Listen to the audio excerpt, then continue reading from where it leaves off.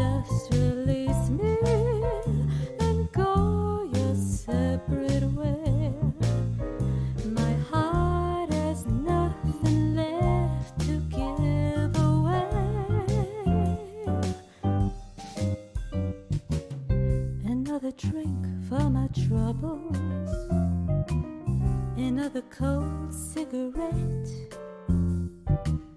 I'm not the type, but I'll take a bet that flame will keep burning on as I go chasing the dawn, as I go chasing the dawn, as I go chasing the dawn.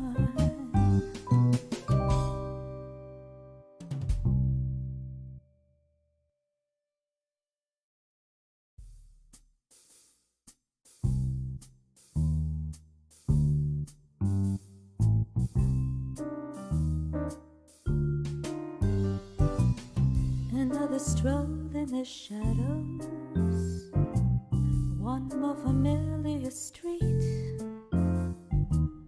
It seems that history is bound to repeat. That's how my destiny's drawn. Just when the story is shifting, turns out it's too good to last. Maybe I just can't escape from the past as I go chasing the dawn. Why don't you just release me and go your separate way? My heart has nothing left to give away. Another drink for my troubles, another cold cigarette. I'm not the type, but I'll take a bet that flame will keep burning on as I go chasing the dawn, as I go chasing the dawn, as I go chasing the dawn.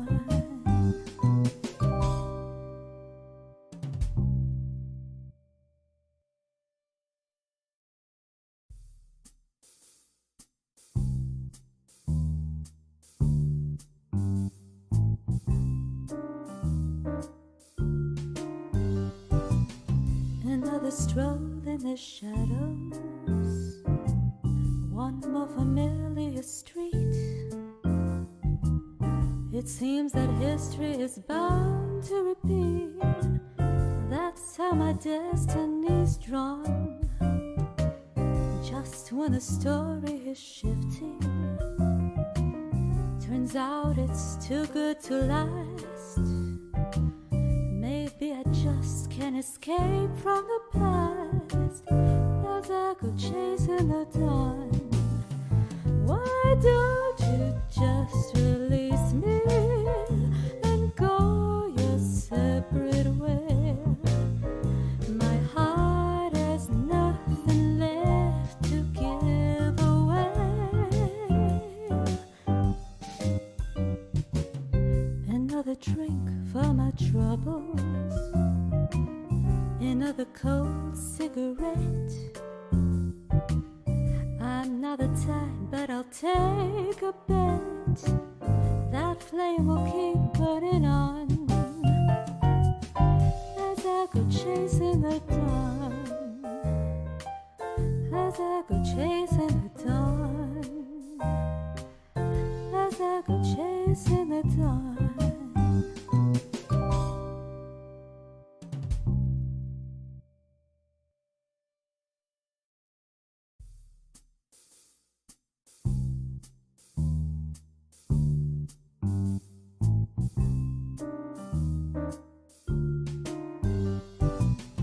Another stroll in the shadows, one more familiar street. It seems that history is bound to repeat. That's how my destiny's drawn. Just when the story is shifting, Turns out it's too good to last. Maybe I just can't escape from the past. As I go chasing the dawn, why don't you just release me and go your separate way? My heart has nothing left to give away. Another drink for my troubles, another cold cigarette. I'm not the type, but I'll take a bet that flame will keep burning on as I go chasing the dawn, as I go chasing the dawn, as I go chasing the dawn.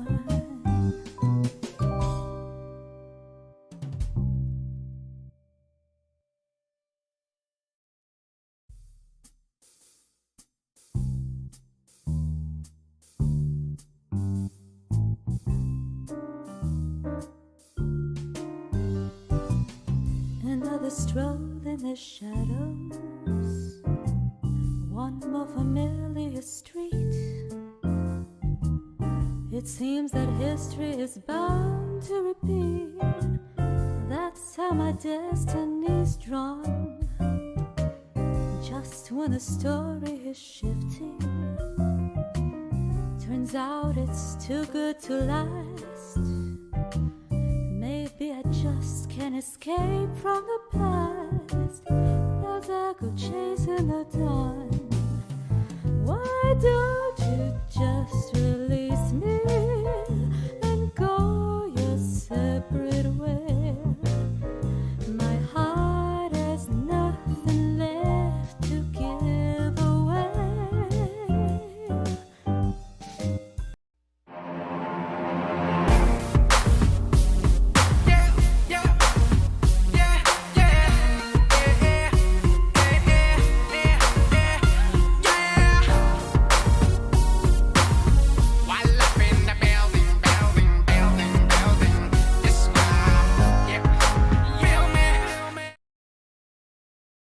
Here. Why is it taking place? What are the ramifications likely to be in this election year? Halsey English is here to discuss on this episode of News Site. I am your host, Joseph Cotto. Halsey, thank you very much for being here. Always my pleasure, my friend. Always my pleasure. You know, it's funny. I wanted to tell you it was kind of funny. Over Shabbos, my daughter was just looking for something to read in the shelf, and what does she pull out but Godfrey's fascism book? And she comes to me and she goes, "This book was fantastic. I read it. It was so good." And blah blah blah blah blah. And I'm thinking, like, it's really funny because Paul, like, is a friend. Like, he lives fairly close. Like, he used to live like a town over, you know. And I was telling her about it. She's like, "Whoa!" And I was like, "Man, I remember when celebrity used to be different." You know, like, it's kind of cool that she would think that you know, Paul was like kind of a celebrity. You know. It's really amazing. Paul would be very glad to hear that. Paul, of course, is Paul Gottfried, the former co-host. He and I co-hosted a show, Cotto Gottfried, and he still appears regularly on News Site. But Paul will be very glad to hear that your daughter is so interested in his work. He's done a good job, a surprisingly good job in his later years of reaching the youth, which is, you know, he's in his 80s now, so it's definitely not an easy thing to have done, not a likely thing to have done, and yet it did happen. But yeah, Paul's a great guy, and he'd be glad to hear that. But also, before we get into tonight's subject matter, why don't you explain about who you are, what you do, and how it's germane to what we'll be discussing? Gladly. I am Halsey English. I am a political commentator, mostly on geopolitics and economics. I also comment quite a bit on pop culture and different things about social media. American politics, you kind of name it, I do it. But my main focus is on geopolitics. And you can find me on Twitter at RealHalseyE, or you can find me on Patreon or on YouTube at Halsey English. And Halsey's had a really interesting professional background spanning talent management, cryptocurrency development, obviously news gathering, digital media. So a fascinating guy to speak with, and he definitely has some fascinating insights tonight. So Halsey, one issue, I mean, there are a lot of issues here talking about how severe the issue with MAGA is, but I think one issue that needs to be addressed, among others, is where this came from. MAGA populism, it began to splinter during the summer of last year, and that's when the president's coalition, Donald Trump's coalition, fractured bitterly over foreign policy issues. That happened after America joined Israel in strikes on nuclear facilities in Iran. And what took place after that wasn't a debate over policy so much as it was a cascading, one might say, internal conflict that was defined by purity testing, feuds between influencers, escalating rhetoric of a negative nature. And that, of course, was amplified by those influencers, those e-celebrities who chase clout across social media. Then in December at Turning Point USA's America Fest, there was what could be best described as grievances openly aired among leading MAGA movement personalities. And then, of course, with Trump's strikes, with Trump's strikes of Venezuela and the capture of Nicolas Maduro, there was further fallout with some isolationist elements of MAGA populism becoming completely, as it's called, black-pilled. So it's fascinating stuff. Halsey, before we discuss the ramifications of this fracturing, what are your views about what took place over the summer?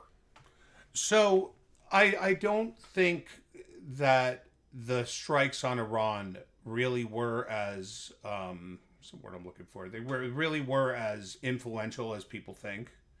I think that at the time, if you look at plenty of the polls that were going out all over the place, like if you ran a poll on Twitter, you would think that Israel was the most unpopular issue in the country, that MAGA was completely destroyed, that it was fracturing, all of that. But when you check polls of the country, they were relatively the same. Like there might have been a decrease in support of Israel amongst like really young kids who nobody cares what they have to say, but other than that, that wasn't really a thing. But when you look at the geopolitical landscape, and I know this is like kind of like a tired trope when all's said and done, but because people love to say, oh, they take money from Qatar, they take money from Pakistan. Well, they do. Like, and people love to confuse the nature of what they're doing.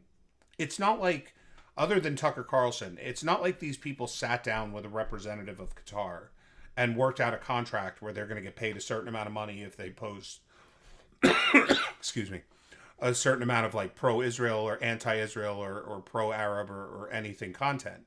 What happens is these influencers, they know where their bread is buttered.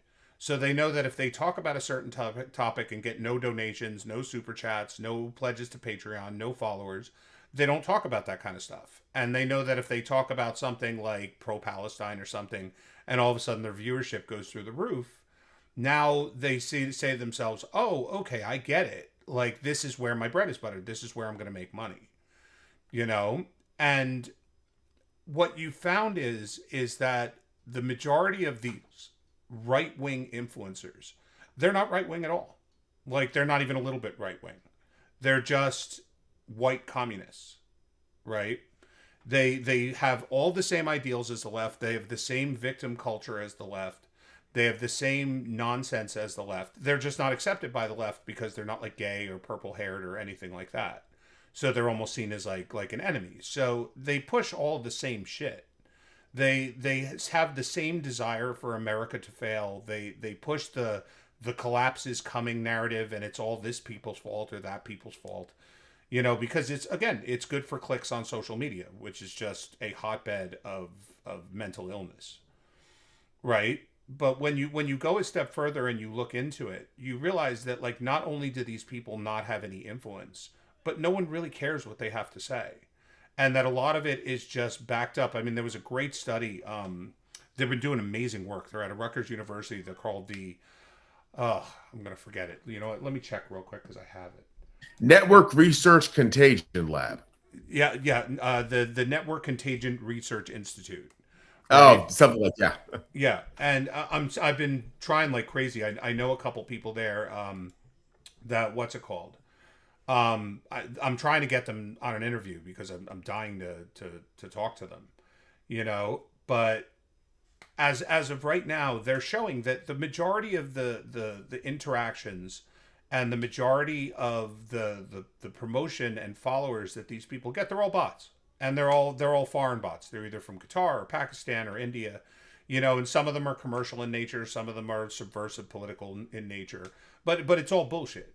And where the problem with it, the biggest problem with it is that it's not them that are getting them all of their monetization and everything that they want on social media, because none of them are verified or none of them are, like posting any real content. It's us. We're the problem. Because all of us flood these people to post about what retards they are and how they say such stupid stuff and, this and this and this. And then we're the one giving them their genuine interactions. We're the ones that are they're getting them monetized and getting them, the algorithm boosts that they're looking for. So it's a real problem. It's interesting because there's so much to go over here, but people say Tucker Carlson is bought out by Qatar. Which he is. I don't know actually, because he is someone who I've really been prying into his background. I wrote an article that got a lot of traction at American Thinker called "The Roots of Tucker Carlson's Rage," and I have something else coming out that I can't talk about yet, but or at least I'll be submitting it. But talking about the roots of his rage, at least insofar as I've publicly discussed them so far. My thesis is that he is in a state of civilizational grief over the decline of WASP America, because he was born into a power structure that declined inside of 2 decades, and that certainly limited his career options, and it made it harder for him to get ahead because he had to compete with more people. It's really an interesting thing, and I think he's incredibly resentful of the fact that his America was destroyed basically within his lifetime. His lifetime was going on a little before he was born, but really the collapse sped up during his lifetime, and I think that makes him very resentful and prone to doing all sorts of self-destructive things. And I don't know how he could be bought out by Qatar, but the thing of it is that they file FARA documentation. Like, oh yeah, I know, but I don't think that's enough money to really get him to do what he's doing. Because he has trust funds. He was born to an heiress mother who only left him $1 because she hated him. But she left the house early, which certainly had a negative impact on his life. And then he had, I believe, through his what was it, through his stepmother's family, I think it was, he became part of another trust fund. I believe that was it. So and I think he got something from his father too. So I don't think he's a guy who really needs money from Qatar. I think he doesn't need money at all. Yeah, I know, that's the thing. So what do you think is happening? Again, I think that, and remember, I was one of the people who said this almost right away, right? When he came out as Mr. I'm not Fox News anymore, right? I said, oh, okay, if he opens up an internet platform, he's going to have to go 1,000 times more crazy than he ever did at Fox News. Because at Fox News, he was definitely edgy for like the boomer Fox News crowd, right? For the internet, he's nothing. Like he doesn't have even close to the crazy to be able to survive with an internet audience. So you look at that and you see, like, he likes the influence, and he's very still kind of influential with different political figures and all of that. He's got a family that he obviously wants to see retain some kind of political influence. But I don't think that Tucker is a deep enough thinker to get into the whole, like, oh, I've been betrayed by my country or my my morals or this.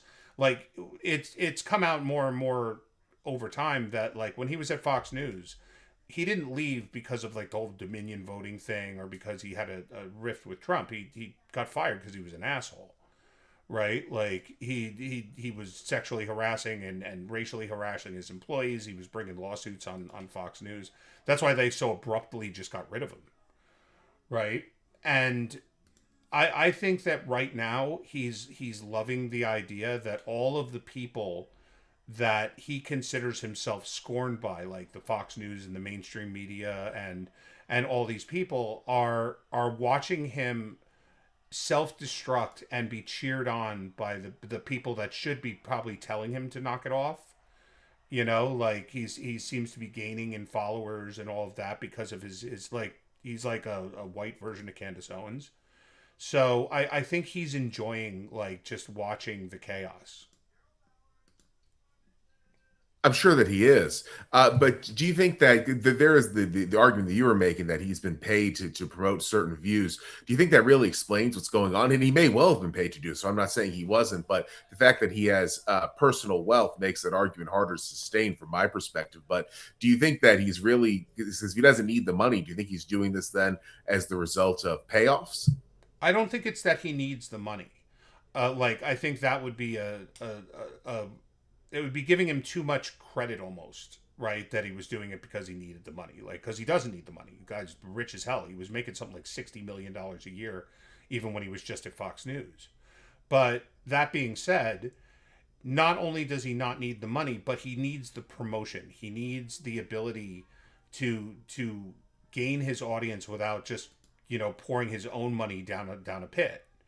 And also, like, I don't think he wants to be the CEO. He's not a news guy. He's not an intellectual. He's an actor. He's someone who reads lines off of a script, And I think he wants to be paid to do his job, and he doesn't want to just have a vanity project where he's paying it himself, because he doesn't know anything about these kind of things. And I don't think he wanted to pay to find out. So when Omar Malik showed up with $25 million, which is nuts that he would need $25 million to run a podcast that he runs out of his house, right? Like, I think that to him it wasn't that he needed the money. It was that it proved his value in his own mind. What do you think he really wants out of what he's doing? What do you think his end game is? I think it's grievance driven, really. And he's trying to destroy institutions that he believes have betrayed him or who have not worked out, institutions that he believes and individuals that he believes have not worked out for his best interest. And so he's doing this, he's trying to be as spiteful as possible, while of course making money and gaining more notoriety. I don't think his end game is some sort of serious political philosophy or ideology. I think he's motivated by emotion and grievance. But then again, that raises the question of what are his emotions and grievances. Halsey, anything to say about this? I would agree with you, but I think it's as much like there were people, I mean, I'm sure you remember, like people were talking about him running for president. I mean, I knew it was never going to happen, but there were a lot of people who thought like he was that influential and that connected that he was going to run for president. And now I think what he's doing is he's trying to tear down the Republican Party as he sees them, like his disdain for Trump is obvious at this point. I mean, it's been documented. He's been like hot mic recorded saying horrible things about Trump. So I think like in his mind, he just wants to, screw with that and at the same time just like, I mean, the people that he has on, it's not like they're just people that have differences of opinion with the kind of mainstream. Like he brings on nut jobs, like complete crazy people, and he promotes them as if like they're special. Like he called that Martyr Made guy, the Daryl Cooper guy, he called him like one of the best historians on the planet. He's just like undiscovered or something like that. Like even the guy himself says he's not a historian. So I think it's just that Tucker wants to destroy those people that he believes like screwed with him, or that screwed with his whatever his plan was or his popularity or anything like that. There's an element to him that I think is very much like a spoiled, very wealthy boy that never grew up, and he cannot handle being told no. And I think that is definitely a motivation for a lot of what he's doing right now. Of course, I wouldn't say it's the entire motivation, but it describes a lot of it. What do you think about that point of view, Halsey? I not only totally agree with you, but I think he goes like real hard to kind of like show that off. Right, like a big thing is that he goes and he gives these weird speeches at like you said at TPUSA and all of that, and he says like, oh, the hummus eaters, ha ha ha ha ha, like like he acts like a complete moron. Like it's almost like he's so narcissistic that he's sitting back going like, I'm gonna see how retarded these people who watch me are by promoting the most ridiculous shit that can ever be heard and prove that people will still be into it. You know, like did you see there's like a whole bunch of videos out there going around of him where he's like, Dave Rubin, whoever the hell that is, and then like it shows him like interviewing Rubin and being on his show and stuff like that. And then he'll say like, oh, this one, like whoever that is, or like Laura Loomer, who I've never even met. And then like there's like pictures of the two of them together and like, you know, him chatting with her and DMs and texts and stuff. So I think he's going for that level of ridiculous where he wants to just show that like he doesn't have to adhere to any kind of standard or any kind of truth. He just can go out and make a complete ass of himself and people will still be into it. Like he's leaning into the retard nature of the internet like completely.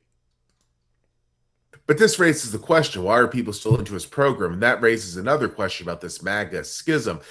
When there were the strikes over the summer, I know you don't place primacy on those strikes, although I do think that's when the schism came into clear view, although it was certainly brewing even before that. But the perhaps the first inkling of trouble was in late 2024 in December then, when the whole H-1B thing started. But the fact of the matter is that it really became obvious, in my view, this schism in June of 2025.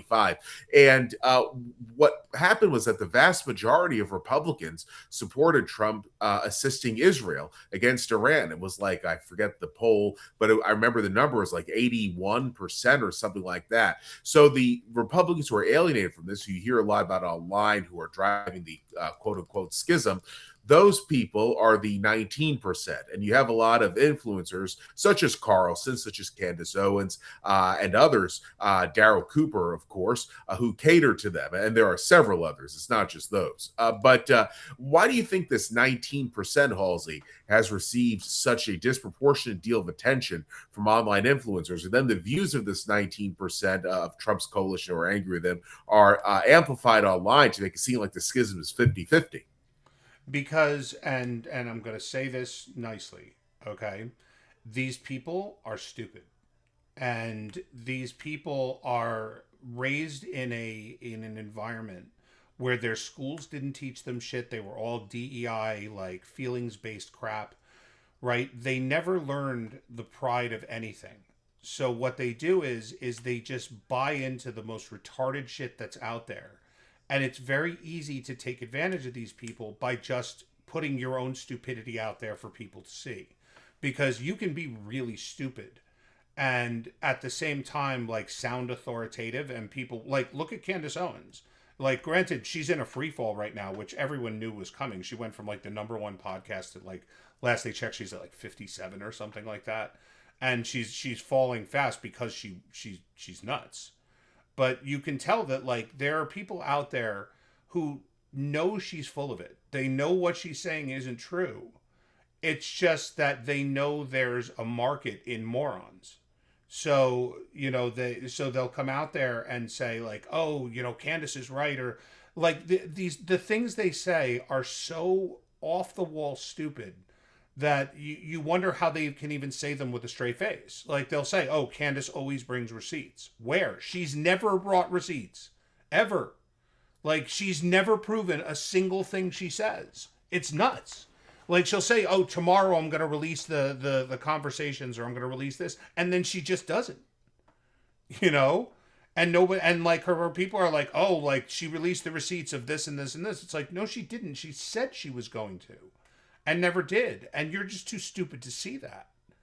So, I think the online schism that you're seeing is a lot less about, you know, some kind of like coordinated campaign among these people that are changing people's minds and that they have these weird views. I think that what you're seeing is that the vast majority of the quote unquote leaders of this online podcaster movement, Tucker Carlson, Candace Owens, Matt Gaetz, Marjorie Taylor Greene, like all these people, they have severe personal issues going on that would prevent them from ever getting a real job. Like, or doing anything. And like some of them are probably facing prison to some extent. So they're all following that kind of Candace Kanye, you know, idea of I got to get out there and blame it on other people so people don't realize what a fucking loser I actually am.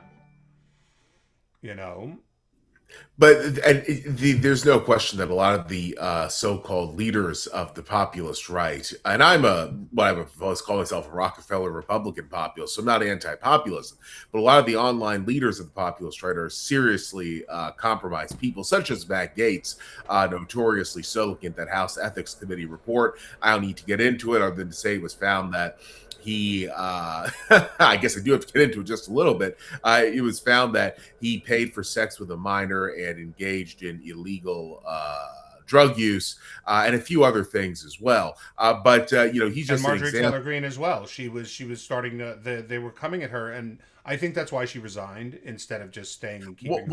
I didn't hear about her having any legal issue. Oh yeah, she funneled over $1 million of campaign contributions to her daughter's consulting firm, and the daughter has no experience consulting in anything.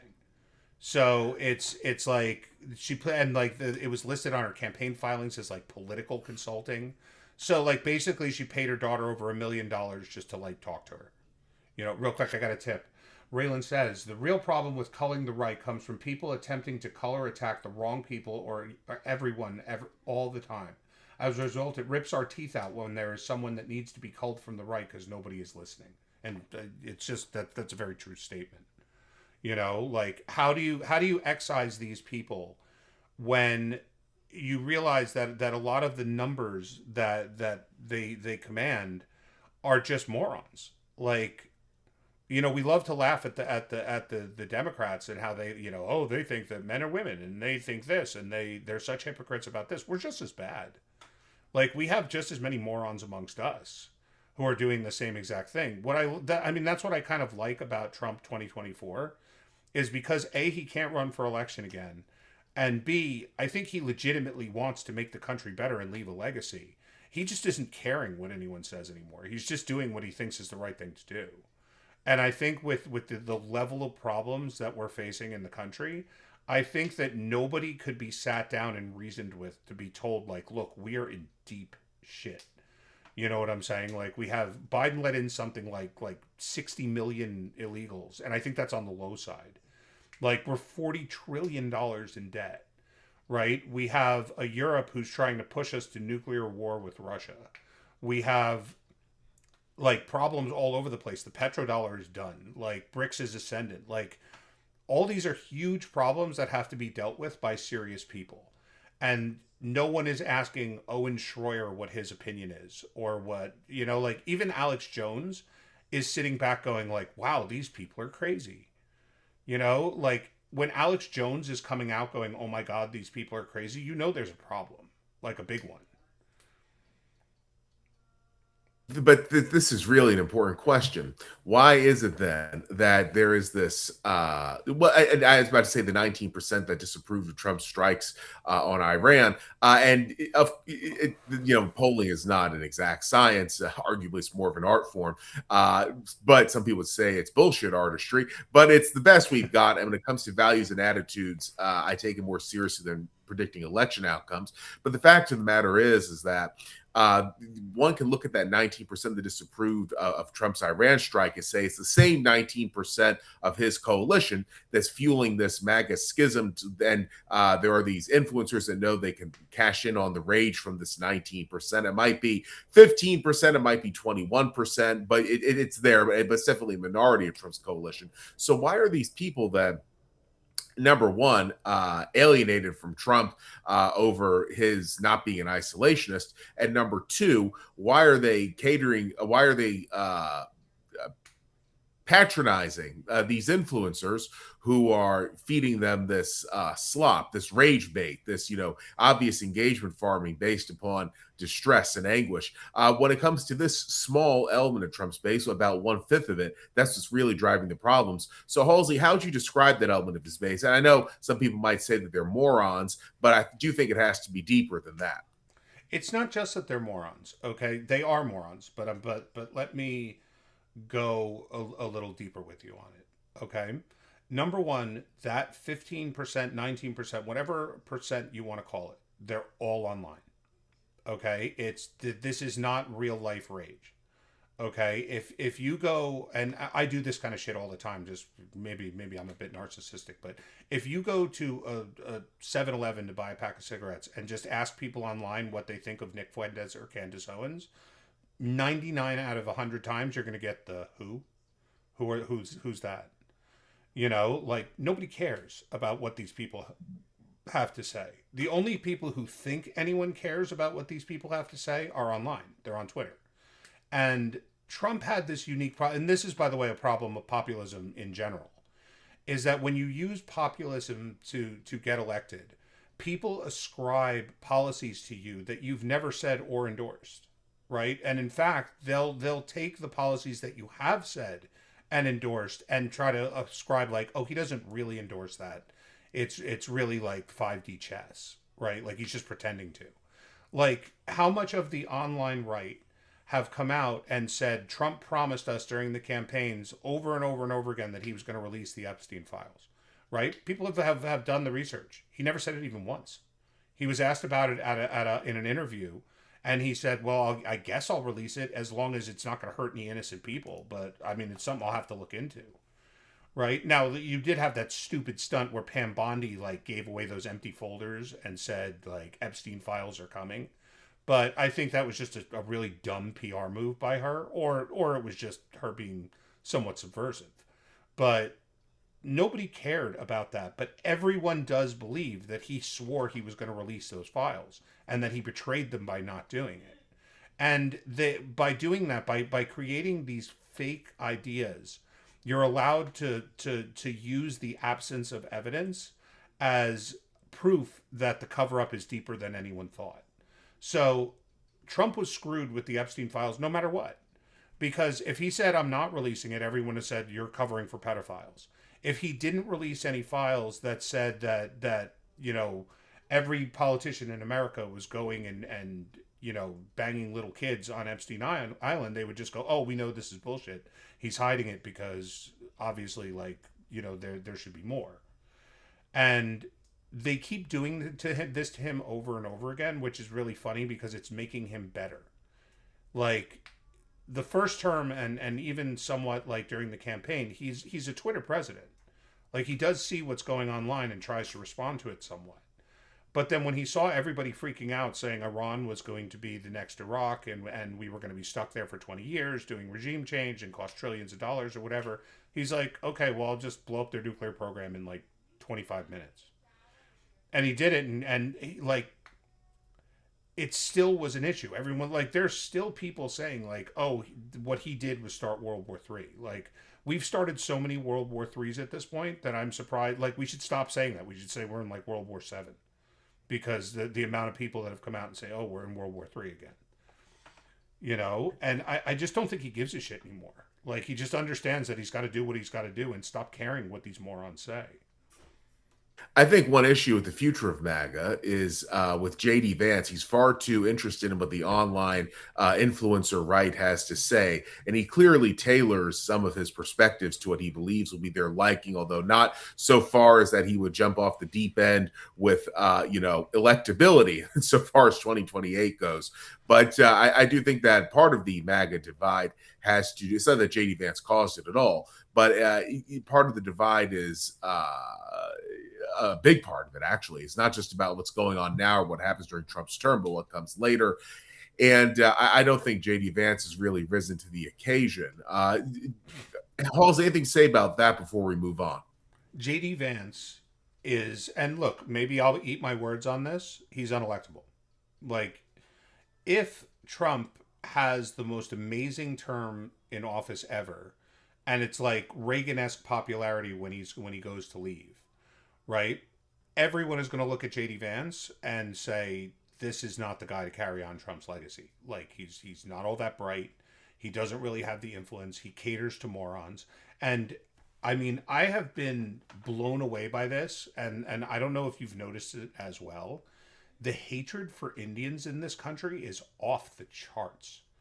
Like the fact that he's raising like the Indian wife doesn't hurt him as much as that she didn't convert to Christianity. Like she's raising her kids like Christian Hindu. And it's blown me away at how the most non-racist, non-angry person, like if you mention H-1B visas or Indians, they'll just like go full Klan. Like no, we need to lynch these people and like put them on a train back to India. I think all of that combined with the fact that he's trying to show himself as being different right now so that whether it's good or bad, he'll be able to distinguish himself from Trump. It's just going to kill him because he's embracing the worst aspects of Trumpism. Now, a really big question is, I mean, because this does pertain to the schism within MAGA, the hatred of Indians. You also see it being directed at Vivek Ramaswamy. A lot of it seems to come out of the H-1B. With Vivek Well, Ramaswamy, he's a scam artist. So, like, that's well, no, but the ethnic animus adds started to with it. yeah. Well, the issue with Indians generally that a lot of people on the populist so-called populist right have it's centered on this H-1B issue, and it's really become a big deal. Even though Trump did not campaign on ending H-1B, but Steve Bannon, who's a major agitator of anger among populist rightists and others, really pushed that H-1B matter, and now it's become this perpetual object of debate. So it's interesting how this just sort of came out of nowhere, and yet when it comes to H-1B, the people disproportionately affected by it are would-be overeducated, underemployed yuppies who live in blue states, and if not that, probably blue Not metros anymore, within man. red Not states. anymore. Like, Really? like I don't know if you saw, this is the latest one. FedEx won the contract to do government shipping for like overseas and long distance shipping. And the first thing their Indian CEO did was lay off 20,000 American workers and apply for 20,000 H-1Bs. Like, these are people that deliver packages, and But you know, I was going to say that when it comes to H-1B though, it's skilled labor, not no, like it could be package anyone. delivery. It could be anyone. There are different visas that can be used. Maybe they're applying for different ones, and colloquially it's lumped under H-1B, and perhaps that's what people think of when H-1B comes up. Mm-hmm. But the fact of the matter is that the anti-Indian invective is definitely not helpful when you consider that Trump got a decent share of the Indian vote last year. It's really something else. This is something, of course, that's plaguing MAGA. This invective. Where do you think that the anti-Indian sentiment comes from? Oh, how do I say that? This is a tough one for me. I don't personally care about Indians. Like, I'm lucky because I don't have to be racist on this issue, because I don't want anyone immigrating to America anymore. Not until we've gotten our birth rate straightened out and we fix our own country. Like, I don't care. Like, I think immigration should basically be net zero. Like, I don't care if they're Indians. I don't care if they're from France or Germany or anywhere. Like, I don't give a shit. No immigration, period. Like, we have enough talent. We have enough brains. We have enough schools. Like, we're never going to fix shit as long as we can import our problems away. And so I don't have to hate Indians to not want Indians here. But at the same time, there's such cultural differences that your typical Americans, your typical Hispanics, your typical blacks will see India as such a foreign culture that you immediately throw up like kind of guardrails on it. Ignore the fact that they're not Christian, which is a big deal, right? But like the whole poop thing with the cows and the smell and the lack of pride when you look at like an Indian store, like if you go into a 7-Eleven, like a corporate store, Quick Check or anything like that, they're really nice. They're maintained. You know what I'm saying? Like, you go into an Indian convenience store and like all the shit is held up with duct tape and the prices are written on in magic markers, and like there's like some Indian guy behind the counter reading like a anal sex porno book. Like, excuse me. It's not that it makes them bad people, that this is the way they live. It's just, it's very foreign to us. And I think people have this general idea. Also, remember, like, for how many years now has it been that when you have a problem with Verizon, you call Jack Smith in New Delhi, who has no idea how to help you with your problem and can barely speak English. You know, so like there's like we associate Indians with like people on the phone who piss you off because they can't help you when you got something wrong with your bill. You know, It's interesting, all this stuff. I mean, I live in a very Republican area. It's becoming more Republican by the year. And it has a very large Indian population. And they've not caused any problems here. As a matter of fact, they basically power the local medical field. And to say the least, I don't have any issues with them. So to see a lot of the issues come up with people on the so-called populist right is definitely alarming. I don't. I think a lot of it has to do with mass migration. A lot of Indians have come and taken jobs that are white collar, and that's made a lot of people who did not used to be anti-immigration now very anti-immigration. They didn't mind when it was Mexicans and Central Americans and South Americans taking blue collar jobs or even manual laborer jobs, but now these people, the white collar Americans who are being displaced, they're unnerved by Indians. And since these white collar Americans have the time to be online talking about A, B, and C, unlike working class people, I think that's part of why you see this problem going on that they have with the Indians. But it brings up this issue of anti-Indian invective, brings up another problem for MAGA, which is anti-Semitism on the populist right, not the whole of the populist right, to be clear, but on a certain fringe of it. The anti-Semitism is interesting because it's presented in a grievance, obviously driven orientation in the same way that anti-Indian invective is. It is there in that, like anti-Indian invective, it gets a lot of clicks. It gets a lot of, monetized views, even though anti-Semitism, it puts content at high risk for being demonetized, but it definitely gets people a lot of clout who go down this road. So, Halsey, why do you think there has been this rise of anti-Semitic and certainly anti-Israel perspectives on the populist right? Even though Trump is an unambiguously Zionist president, probably the most pro-Israel one ever, and he's definitely showed no signs of wavering. I don't agree with your assessment. I don't think that there is a rise of anti-Semitism on the populist right. I think there's a rise in anti-Semitism amongst people who pretend to be right, like people like Nick Fuentes and all that. Like, these people are not on the right at all. There's no, like, you know who they're like? Marine Le Pen. She's basically a communist who doesn't like immigrants, right? Like, that's what these people are.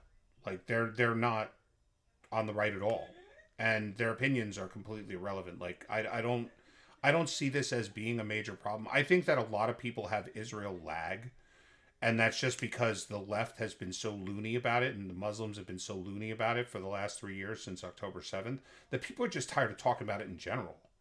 Like, you know, we have issues in the country. Like, why are we talking about what's going on in Israel anymore? Because, like, enough. Like, I'm sick of talking about Israel. I'm an expert in Israel. I talk about Israel all the time, and I'm sick of it. I'm tired of it. And when you have these Muslim influencers and these people who have just openly embraced Islam, right? Like again, the Nick Fuenteses and all of them, like, they cheerlead for Islam, like they cheerlead for Muslims. This is what they do. So of course they're going to buy into the same low IQ retarded shit that comes out of the Arab world and the Islamic world. But I don't see this as being like a problem on the right. I think this is a problem on the left. Well, this is a. Sorry, go ahead. I was just going to say, like, I think that when you say it's a problem on the right, I think the people you are associating with the right have nothing to do with the right. So I don't think it's like such an issue. Well, this begets an interesting question of, who is really right wing and what does the right amount to? Because a lot of right wing influencers are not, they don't truly espouse right wing views. And this is where the criticism of woke rightism comes in. And James Lindsay really has been making this criticism well known. And I had him on the show 2 weeks ago. Brilliant guy. I've interviewed him as well. But I look forward to interviewing him again. But a lot of woke rightism is basically just an inverted form of woke leftism that has different quote unquote victims and different quote unquote oppressors, but it shares the left wing worldview, just like I said, with the issues and the people changed. So that where you find a lot of the anti Semitism on what I call the right wing, the fringe populist right.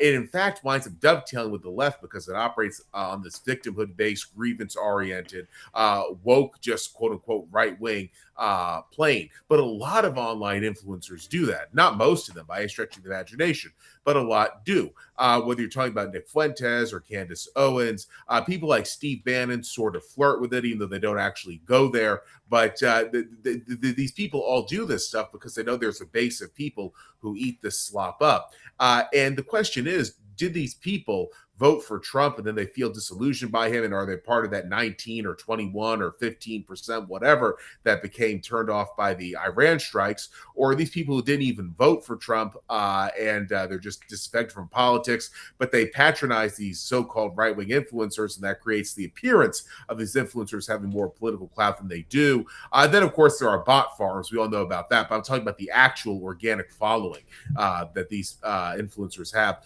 Halsey, anything to say about this? Well, number one, one of my viewers, Raylan Stark, he's tipped $10 and he's teasing you. He says, Joseph Cotto is part of the problem. He's excusing the invasion of third world foreigners to our country to defraud and destroy our republic. Joseph Cotto should be deported with them to India. What a joke. Not an American patriot. But he's teasing you. I know him really well, so don't take him seriously on that. He's teasing you. But the Steve Bannons and the Roger Stones and the Robert Barnes, or whatever the hell his name is, and the Candace Owens and the Marjorie Taylor Greens and the Matt Gaetzes, do you know what they wanted? They wanted Trump to make them into important people, to take them from the losers that they are and turn them into important people. And when Trump won't answer the phone to them, they turned into angry, aggrieved children and are going after him wherever they can. It just so happens that Trump isn't doing that much domestically because he can't. He doesn't originate legislation, so he can only do what he can do. He's dealt with foreign policy in a big way, and a big part of it has to do with Israel. So what do? They attack Israel because they want Trump to come out and nominate them to be senators and governors and give them big cushy jobs in the government and make them important. But Trump doesn't even answer their calls because he knows they're retards. So it's just, again, it's like Tucker, it's grievance. But I think a lot of these influencers are aggrieved because they did not get out of the Trump administration what they wanted. That Exactly. certainly was the case with Marjorie Taylor Greene, who's now an influencer, and arguably was when she was serving in Congress. She wanted to be Secretary of Homeland Security. She didn't get it. Then she wanted Trump to endorse her for the U.S. Senate race against John Ossoff in Georgia. And of course, he didn't endorse her because the internal polling said she would lose terribly. So she turned against him and, positioned herself as an outsider, populist, blah, blah, blah. So we all know about that. But the fact of the matter is that more concerning than the influencers themselves is that there are people who listen to them and who take them seriously. And my question is, are these people disaffected Trump supporters? Did they never support Trump? What is going on here? And if they are disaffected Trump supporters, they clearly be part of that 20 or so percent that's been alienated going back to the Iran strikes. So Halsey, what do you think about the following that these people have? Do you think do you think it's a faction of the GOP that's falling away? Was it never Republican to begin with? Does it even vote? Did it vote for Trump and it won't vote again? Generally speaking, what do you think is up here? You're making a false assumption. Okay, Marjorie Taylor Greene got to Congress because of Trump. Marjorie Taylor got her following because of Trump. Like, when you see her posting on social media now, the only people that are agreeing with her are leftists. Like, most of her constituents and people like that are like, you're the dumbest bitch that ever lived. Like, why couldn't you just be happy being in Congress? Could you imagine if Trump never ran? Do you really believe that Marjorie Taylor Greene would have ever been elected to fucking Congress? Like, she'd be lucky to get a job at Waffle House, let alone a position in Congress. Like, these people rode Trump's coattails into office, right? And are now really pissed that he didn't embrace them to be like the next generation of leaders. Like, look at Matt Gaetz. Like, he's literally claiming that Israel stopped him from becoming Attorney General. Like, we were all alive last year. Like, no one believed that Matt Gaetz was going to be Attorney General. Like, everyone knew why Matt Gaetz was nominated. It was to give him a clean exit from Congress so they wouldn't expose what a pervert he was. Right? They And did it anyway, of course. of course, which we knew was going to happen. But you know, like, and I want to go back to something that we were talking about before. It's not just the aggrievement over jobs. In fact, I think the jobs aggrievement isn't close to what you think it is. I know people like to say it like, oh, they're coming in here and they're taking all our jobs or whatever. They're not, though.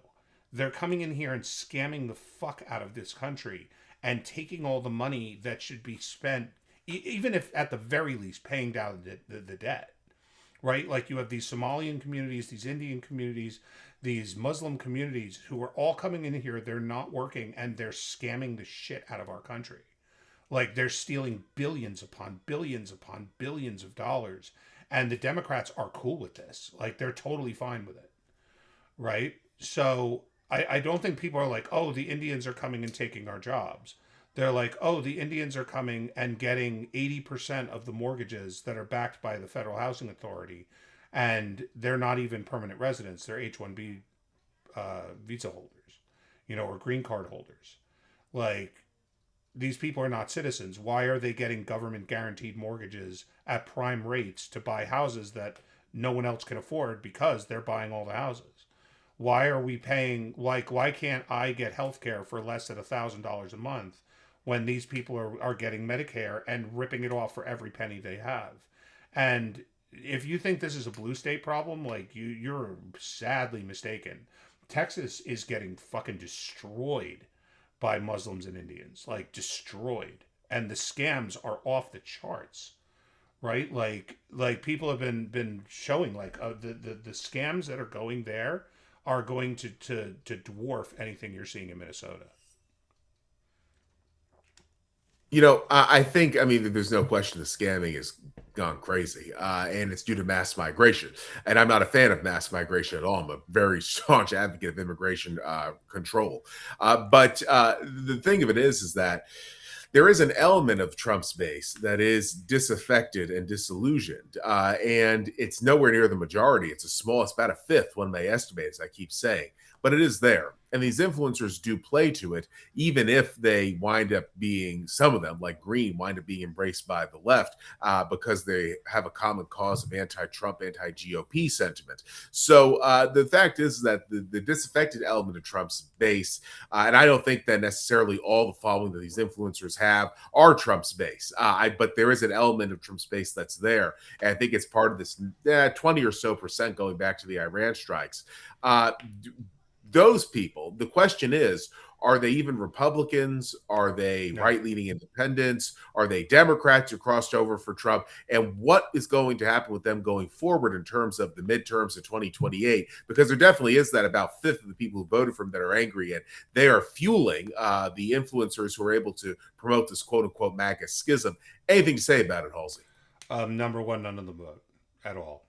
Like, youth turnout is the same as youth turnout has always been. This is the Bernie Sanders issue, where every election cycle, there's someone who comes up and says, I'm going to get the young people to vote. And if you look at the amount of young people that don't vote, if I get even half of them to vote for me, I win in a landslide. And then guess what happens? They poll really well because young people poll as likely voters, even though they're not going to vote. And then they run and they get crushed, right? Because young people don't vote. That's just a thing.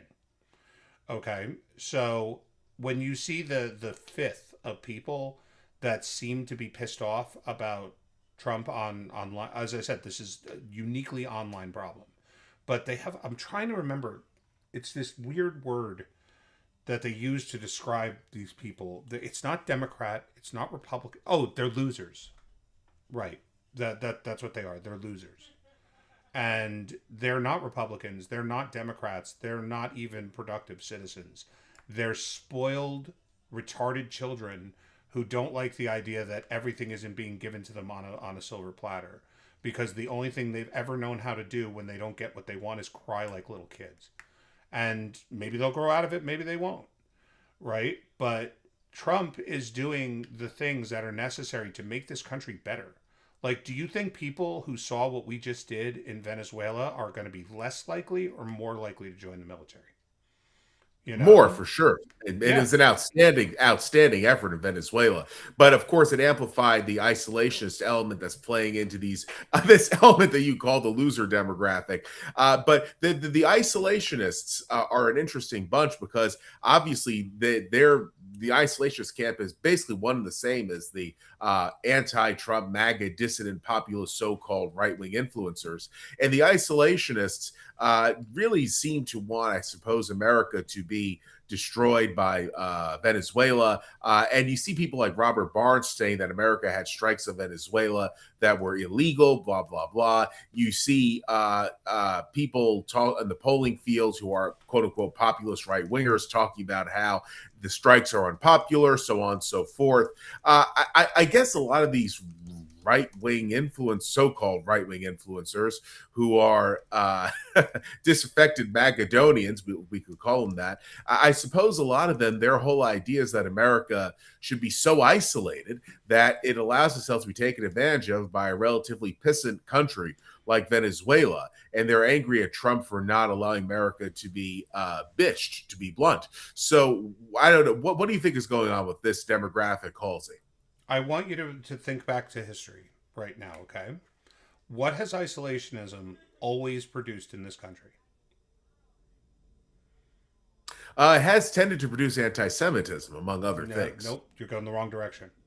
It produces leftist politicians that win. Well, that's true. And that actually does tend to go hand in hand with anti-Semitism because it's grievance-driven politics. But please go ahead. You're correct. Please go ahead. What I'm saying is that whenever isolationists come out of the woodwork to start talking about how bad we are and how we don't need to fight these wars and we don't need to do this and do that, number one, they lead to mass death. Like, if we had entered World War II before Pearl Harbor, which, oh God, I can hear the fucking isolationists tearing their clothes right now at the idea that I'm even saying it. Do you know how many millions of people wouldn't have died? And I'm not talking about the Holocaust. I'm talking about American soldiers, right? Like American and European soldiers that would not have died if we had came in and nipped this in the bud right in the beginning, but we couldn't, right? So what did we get? We got, 5 years of the New Deal before we got involved, 4 years, something like that. Like, of failed policies that just drove us deeper into debt and resulted in 3,000 soldiers getting killed in Pearl Harbor, and then us getting involved in the bloodiest war we've ever fought. Like, big W for the isolationists there. And they always do this, by the way. Isolationists cause leftists to get elected. And then when leftists get elected, they make things 100 times worse.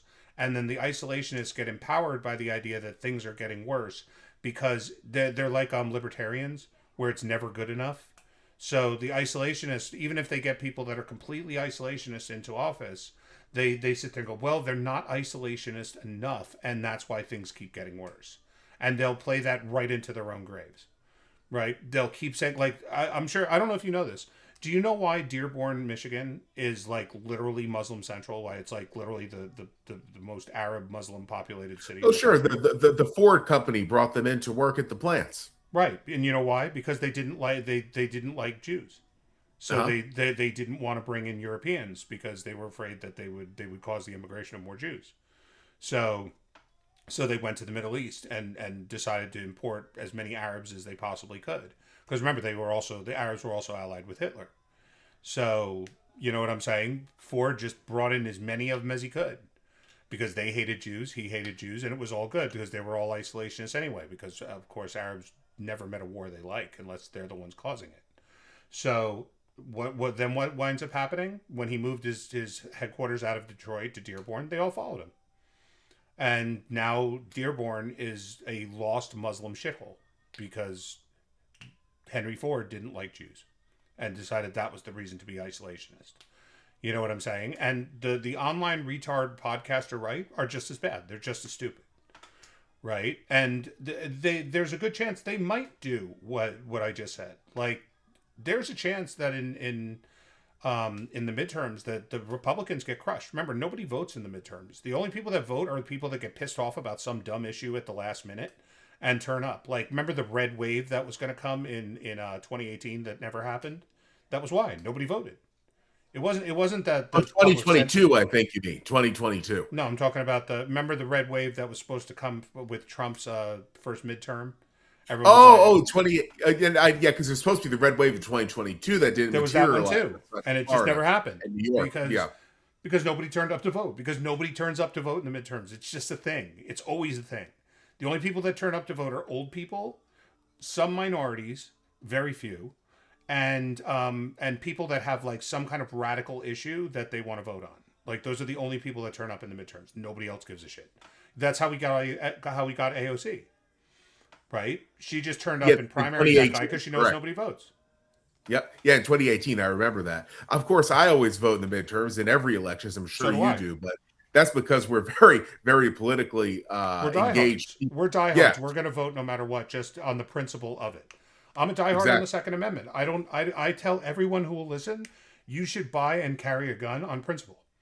Even if you live in a totally safe area, you don't think you'll ever need it, you don't want to carry it because you think it's a pain, like you're not into guns, whatever, you should on principle. It's a constitutional right. You should make it so that that constitutional right never gets forgotten. It's principle. I like it, you know?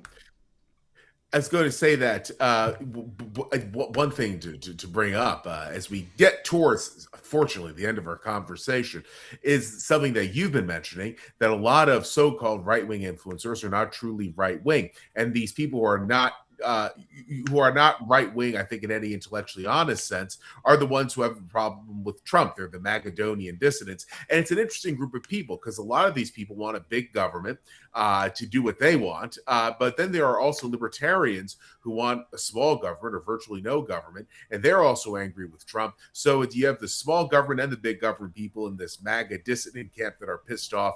And then you have people like Darryl Cooper, who came out and said that what happened in Minneapolis with the woman who was shot by the ICE officer, he said they didn't have to kill her, so on and so forth. And this is the guy who Tucker Carlson called the best and most honest popular historian.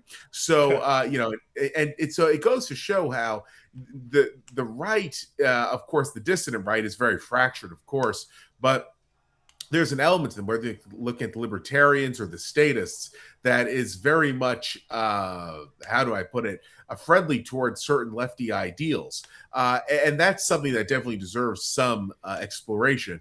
Anything to say about that, Halsey?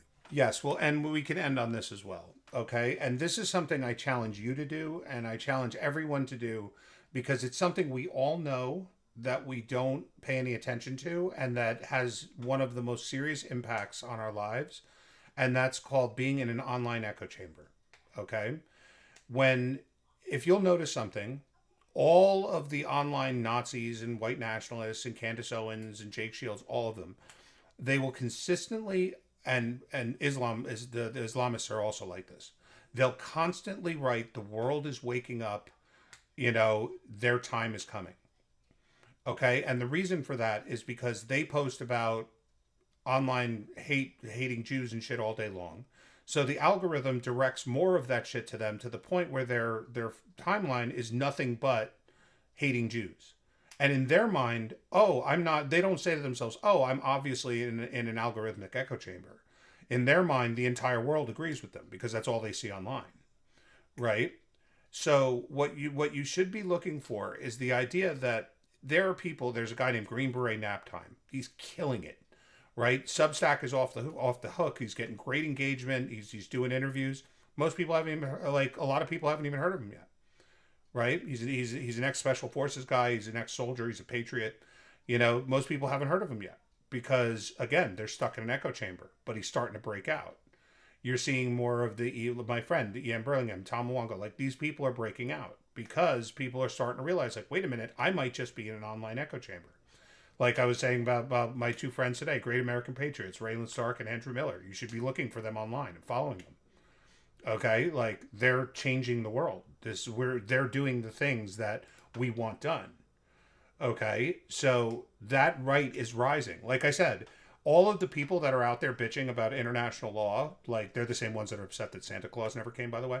But they're the ones out there that are like, international law, Trump violated it, blah, blah, blah, blah. Right? Yeah, again, how many people do you think are more likely to join the military? Probably a lot. And you're going to see an influencer culture that's going to come with that. And again, I'm very encouraged by the idea that Dan Bongino left the FBI where he wasn't really accomplishing much, and it's just like going scorched earth on Matt Gaetz and all of them. That's brilliant. It's brilliant.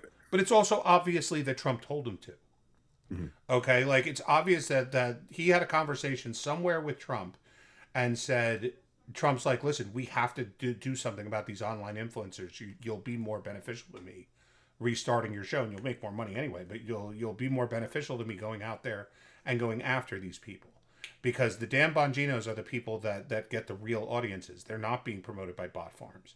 Right? Even Ben Shapiro, they came out with a thing today. He's worth something like $50 million. Right? Like he has a massive audience. When people write like, "Oh my God, he's hemorrhaging viewers. He's losing 1,000 followers a month," they just ignore the fact that he's gaining 5,000 followers a month. He's up over 7 million followers. You know, like the online right grift is so astroturfed, and people are starting to see that there's alternative voices out there. Like I said, like. If you and again, hit me up. I'm in spaces all the time. I'm on YouTube, but you could just write me and say like, who are these people that I should be following? Because again, I'm mentioning them here in a podcast, but you know, people don't have a pen and paper, whatever. There's Raylan Stark, Great American Patriot. Andrew Miller, Great American Patriot. Right? There's Green Beret Nap Time, amazing. Ian Burlingham, Tom Luongo. Like these are great people to follow, and they're not talking about retarded shit like, oh my God, Netanyahu commandeered and Trump tucked him in a chair and therefore it's obvious they control. No, they're not doing that. They're giving you real information about the economic state of this country. They're giving you real information on what's going on in foreign affairs. They're giving you real information about what's going on with Russia, with Ukraine, with Israel, with China. Like this is the information that people are starving for.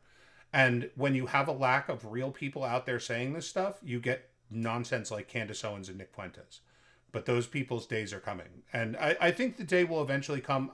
I don't know. I imagine the reason he hasn't done it now is because he doesn't want the company to go bankrupt. But the day will come where Elon Musk will just ban bots. Like, they've done it on Facebook and Instagram and everywhere else. Like, it's not hard to find bot farms. Like, he's already done it once where he purged a whole bunch of bot farms. But, like, sooner or later, he's going to do it and just go, oh my God. It's, you know that, that scene at what was the movie where at the end at the end of The Matrix when like after Keanu Reeves and the other guy fought, and then all of a sudden like it was a horrible thunderstorm and dark and disgusting, and then like the sun came out and you know everybody was talking about the great future that was coming, and like, oh, you know, or Total Recall, same thing. Like that's what's happening now is you're seeing like this darkness of shit that these people have brought to us that they're using to destroy our country and give it away to Muslims and Indians and all of that. That's meeting its match right now. And there's a lot of us out there who are changing the world, in my opinion. Be one of those people, Mr. Cotto. Be one of Dr. Cotto. Be one of those people. Well, I'm definitely trying to change the world for the better. And I do think things are moving in a great direction. Trump's had an outstanding term, much better than his first, and there's so much more to do. But I'm very pleased how things are going, which is why looking at these so-called Magadonian, allegedly right-wing reported populist dissidents is so aggravating because they just seem to drag down all the great accomplishments that people voted and worked so hard to see voted for, worked so hard to see come to pass, but whatever. Halsey, this as always has been a great conversation. Of course, there will be another one, hopefully much sooner than later, but thank you very much for stopping by.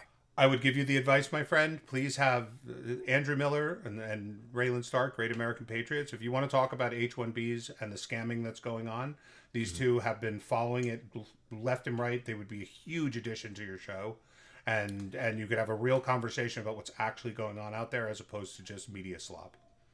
Perhaps you could send me a list of people you think would be a good idea in a DM, and I will. Absolutely will. Thank absolutely you. Look will. Into it. I look forward to it because I'm definitely looking for interesting guests as the year unfolds. I have a few people in mind, but these guys sound really interesting. But I'm glad to hear it. But everyone, thank you very much for having tuned in. Oh, by the way, people can find Halsey on Twitter or X. I should have said it is at Real Halsey E. Did I get that correct, Halsey? Yep, that's me. You can find me on Twitter. I'm there all the time. Excellent. Everyone, thank you very much for having stopped by. I hope you guys much out of this conversation as Halsey and I did. In any case, please do stay safe, be well, cheers, and actually just say, be very careful out there about who you listen to and who you take seriously. That's sort of a new theme of my commentaries. Before we go, I have to make an asshole out of myself. Andrew Meyer is his name, not Andrew Miller. He's promoting a Hegseth Miller ticket for 2028, and so his Twitter name is Hegseth Miller, and it's just it's late, I'm tired, and I mixed him up in my head. He's a good friend. I know his name is Andrew Meyer, but I just screwed it up in my head. So go on Twitter, find at Hegseth Miller is him, or at Raylan Stark. These are two great American patriots you should be following. But apologies, Andrew, for screwing up your name. It's late and I'm tired. But it's good that Halsey brought it up and made the correction. And everyone, please do stay safe, be well, and cheers.